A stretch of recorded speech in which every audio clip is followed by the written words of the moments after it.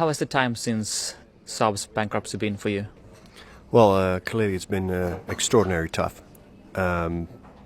Initially, I had to catch up with some sleep because the past few months have been, prior to the bankruptcy, have been like hell. But from the beginning of January, I started to pick up where I left with Swan, the parent company, and Spyker. And I'm glad to say I achieved more for Swan and Spyker in the past 2.5 months than I had in the past 2.5 years. And both of them are becoming viable and healthy businesses again. So I'm glad to be able to continue at least those activities. How tough was the months before the bankruptcy? Tougher than anything I've ever seen before in my life. It was a classic case of Winston Churchill's remark, if you're going through hell, keep going.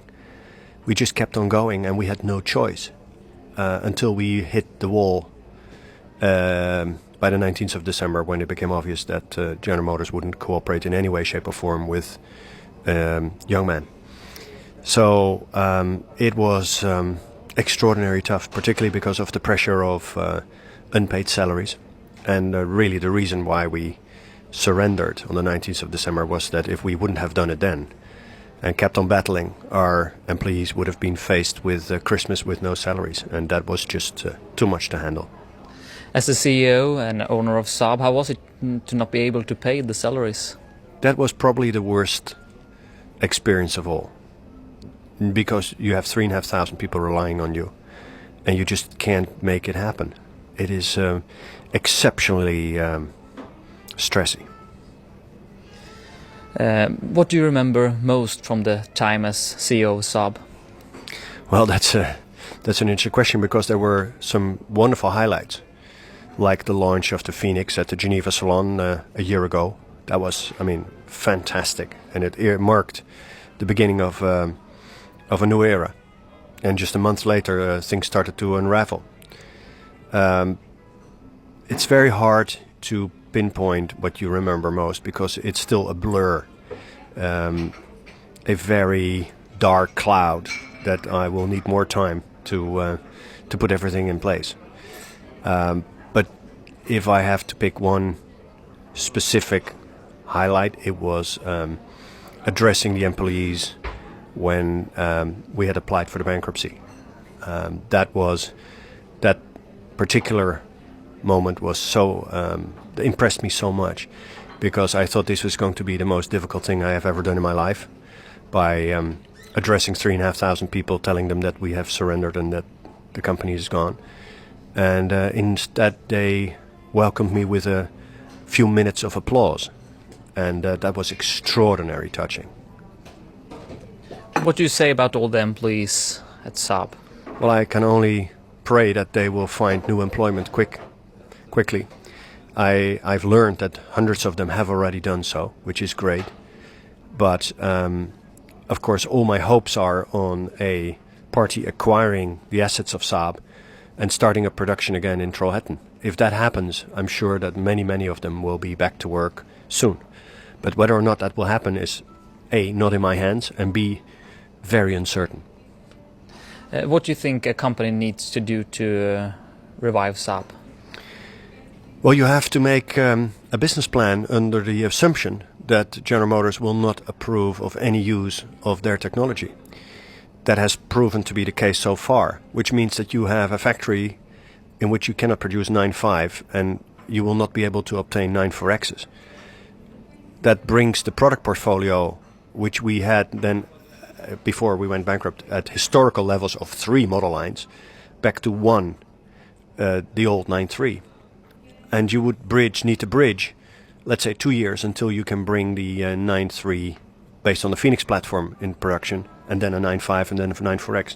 So it's going to be quite a challenge to build a business model on a single model line and a still to be finished Phoenix platform.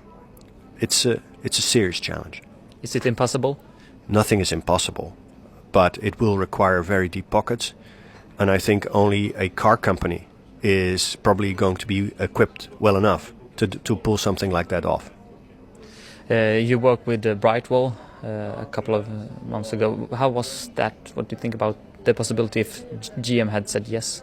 Well, Brightwell counted on General Motors cooperating, and they felt very strongly that they were going to get what they wanted.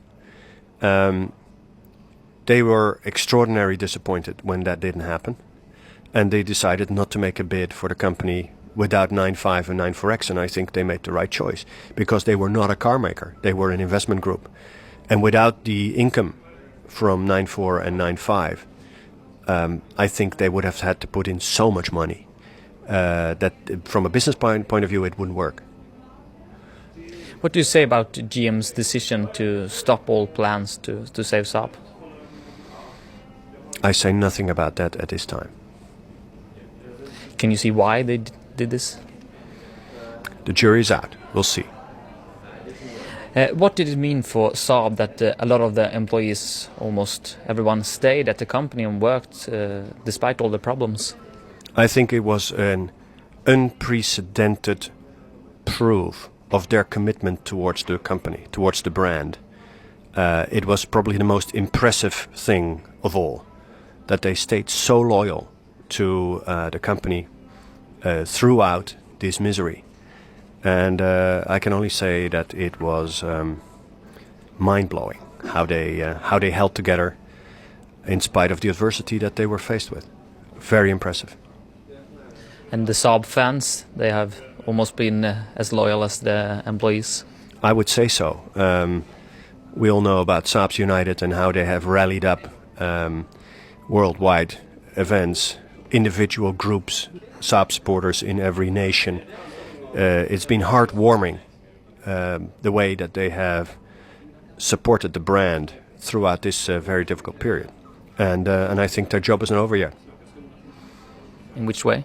Well, the company will need the support of fans if it comes back to life more than anything else. Do you think their support can affect the potential buyers?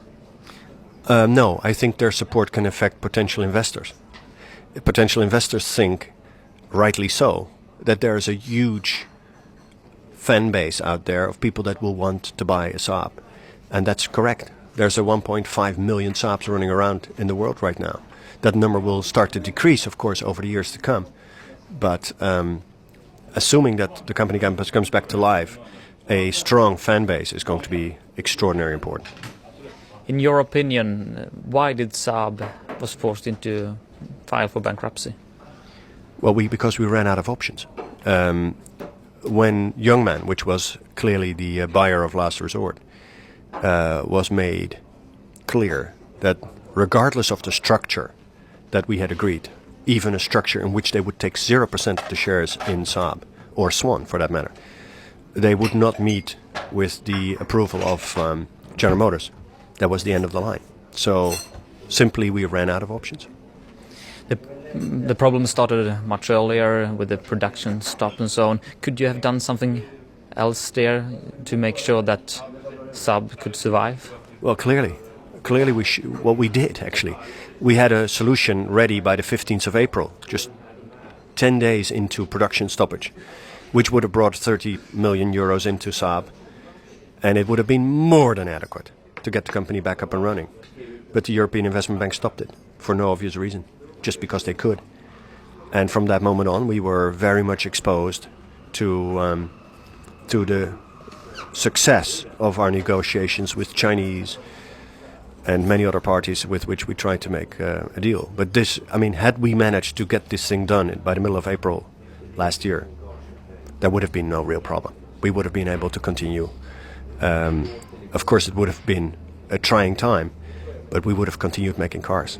It would have been a glitch, but one to overcome. Where 30 million euros was enough in April of 2011, by the end of the year, it was 500 million euros in order to get the company back up on its feet. You can only imagine how quickly the situation deteriorated, month by month, week by week. And that was in spite of us putting 5 million euros per week into the company to keep it going without making any cars. When you think back at all these troubles and this time, what are your feelings then? Well, it was extraordinarily tough for all of us, particularly I would say for the employees, but also for our suppliers, our dealers. Everybody suffered. There were no winners. It was a period without any winners. And I just think about it in a way that I so much regret that we didn't get any cooperation to make it into a success. And that doesn't discount the fact that we, the management, were responsible for the company. Of course we were, but a little help would have mattered, and we just didn't get any. We got nothing but pushback, and so it made it exceptionally difficult to turn the company around. And so if I think back to the past year, I think primarily of the missed opportunities to save the company on maybe a dozen accounts, right?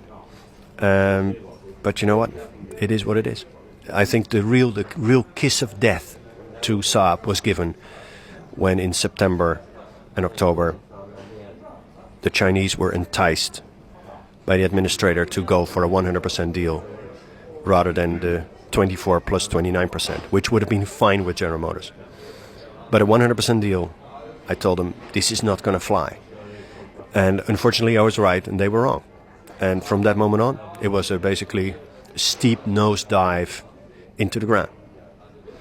What do you think about Guy Lofag's work during the reorganization? I think he will have to account for what he did. And he did what? Well, let independent people judge that.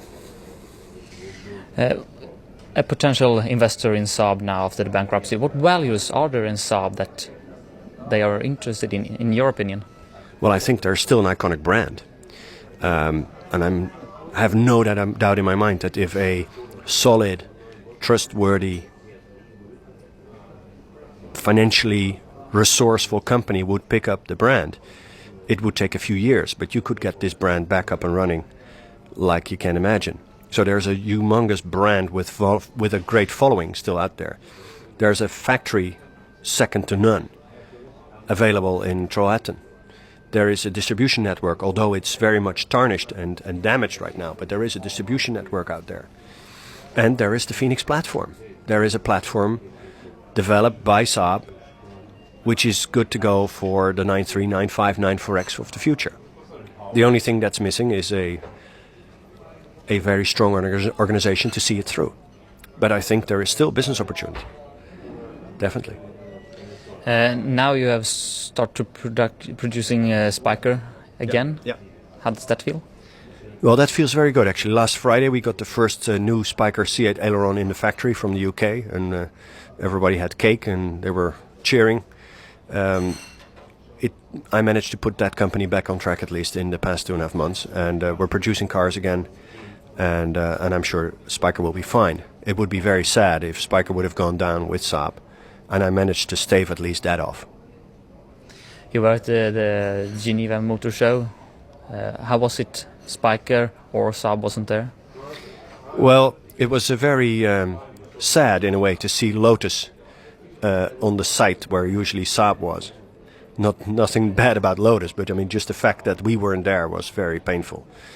Spiker wasn't there because at the time when we had to commit for the Geneva Motor Show, we just simply didn't even... Well, I mean, it was like a choice. Shall we pay the salaries or shall we go to Geneva? I didn't think that was a very difficult choice to make. So we weren't there. I wasn't there for the first time in 10 years without a stand. And it was quite interesting because I could do 20 meetings in 2 days. Very efficient. But next year we'll be back with a stand to demonstrate what we have in-house at Spiker. What do you think about the possibility for Spiker to become a good company or... Compared to Saab, everything else is easy, right? It's like being on holiday, the way I have that I can work right now. Putting Spiker back on its feet is, relatively speaking, kindergarten compared to Saab. So the chances of that succeeding are very high. We have a beautiful product, we have a distribution network, we have a brand which is quite strong right now. We've just been nominated one of the 100 top brands in the world, of which, let's say, 10 in the automotive industry, which is quite a nice thing to have. We have clients. So I am very confident that we'll be able to put Spyker, back on track and up there where it belongs as a profitable company. How has all this travel, this journey with Saab and Spyker, how does that affect your ordinary life? What life? There is no such thing as an ordinary life. No, if you do the work I do, which is really not a work, it's a lifestyle, you shouldn't be complaining about your ordinary life, because there is no such thing. But the past year, that was beyond what anybody can take. Physically, it was exhausting. But I'm back to a normal life right now. I'm traveling a lot, but it's not a problem. I'm home much more, and when I'm home, I'm not just there physically, my mind is there too. So I'm repairing, in as much as I can, the relationships with family, friends, children, parents, so as to ensure that, of course you can never make up for 2 years of being completely gone, but at least you can try. Do you regret that you bought Saab in 2009? Not for a second. Not for a second. You should never regret your actions. Never. No. Why are Saab such a fantastic brand, in your opinion? 67 years of consistent car making in an innovative way, in a unusual way. Saab has always been a very unusual company. And I think it embodied everything everybody really liked about Sweden. That's why it's so sad that it's now in shambles. And I really hope we will see yet another Saab come out of the ashes like a phoenix. Do you have anything to say to all the former employees at Saab? Well, I can only tell them that my thoughts are with them. I really hope that they will find alternative employment, or better still, employment with Saab, if a good Samaritan picks it up and puts it back onto its feet. I would be overjoyed if that would happen, because the company deserves it and they deserve it. They were the most wonderful workforce any owner could ever ask for. Do you still drive Saab? Yeah, I read this pretty nauseating article that I would have sold my Saab 9.5. Let me assure you, that is the usual bullshit in media. The car I got when we acquired the company, was a pre-production car. It was a car that wasn't fitted with all the proper content. So when we started producing 9.5s, I got a brand new black 9.5, which of course I'm still driving today. And the car that was sold was my pre-production car that went into the pool of employees, and after the bankruptcy was sold off. Sure, I drove it for 4 months, but I didn't sell my Saab. You would never do that? I will never sell my Saab. No, I will keep my Saab. What is the joy with driving a Saab? It's a driver's car. I always love driving Saabs. It's a driver-centered car. The whole cockpit is directed towards you. The 9.5 I drive is just such a fantastic piece of engineering. I have enjoyed it for every mile I drove with it. No, I'm going to stick to it. Why do you think Saab didn't sell enough cars, or you didn't follow the business plan? Well, we had a business plan that we would sell like 55,000 cars, and we made 32. So we clearly in 2010 fell below par. However, we were on track to making between 72 and 80,000 cars in 2011. The reason why I think we didn't make more cars or sold more cars in 2010 was that we underestimated the negative fallout effects of the liquidation phase that the company was in when we acquired it. General Motors had put the company in liquidation. And so there was much more disruption to the business than we had anticipated. Well, we were, of course, basing ourselves on the business plan presented to us by management. We didn't make that business plan, we just wanted it to be executed. And we had to rely on their judgment. There was no way that we could judge that situation ourselves, and we did rely on it. But even they couldn't assess properly what the negative fallout effects were. But surely we would have made up in 2011. We were making 4,800 cars in March of 2011, which was an all-time high, and we were on the way up. That was without 9.5 Sport Combi and without 9.4X. So I would have guessed that we would have been at 72,000 cars in 2011. That would have been exceptionally good. During the Eastern, when there was a lot of problems, how close were you to file for bankruptcy earlier than you did in December? Well, under Swedish law, you have to file for bankruptcy if you see, or you have to reasonably expect, that you will not be able to meet your commitments anymore. And we had been in that position on various other occasions, but never to the point that we had to file, because always new funding arrived in time to satisfy the obligations that we had. So the first time that we really ran into a wall because there was no further chance of continuation was on the 19th of December, not before. You went into the district court in Vänersborg with the bankruptcy to file for it. How was that? Well, that must rank as the most sad thing I've ever done. I gave the documentation to the magistrate there, and I said, I surrender. I gave him the documents and we were left. It was actually, it was pretty uneventful if you come to think of it, but it was, symbolically speaking, it was extraordinarily sad. Do you want to have revenge now? Do I look like I want revenge? Yes. There you go. And today you're back in Sweden, here in Stockholm. What are you going to do here today? Today I'm giving a presentation at a conference here in Stockholm about innovation in the car industry, which is quite a nice subject to talk about. And I'm glad to be back here. I like Stockholm a lot. And I will be sharing my thoughts on what stimulates innovation, what is required to create a innovative setting in your business, and how you can benefit from being different. What do you think you can contribute with to all the listeners? What I can contribute is that I can share with them my view on what creates an environment in which innovation is a driver of your business. Because I think, more perhaps now than ever before, that innovation is not just a luxury. Innovation is a total necessity. And you can easily bet on the wrong horse, right? I think that anybody who bets on pure electric cars for the next decade is betting on the wrong horse, because it's not going to happen, in my view. But it's an innovation that cannot be ignored, right? How do you find the balance between working on electrical propulsions and having a sustainable business model at the same time, right?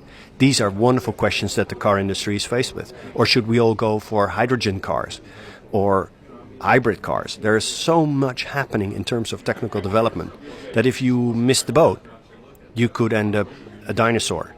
If you bet on the wrong horse, you are a dinosaur, right? So I'm very intrigued by what's happening in my own industry.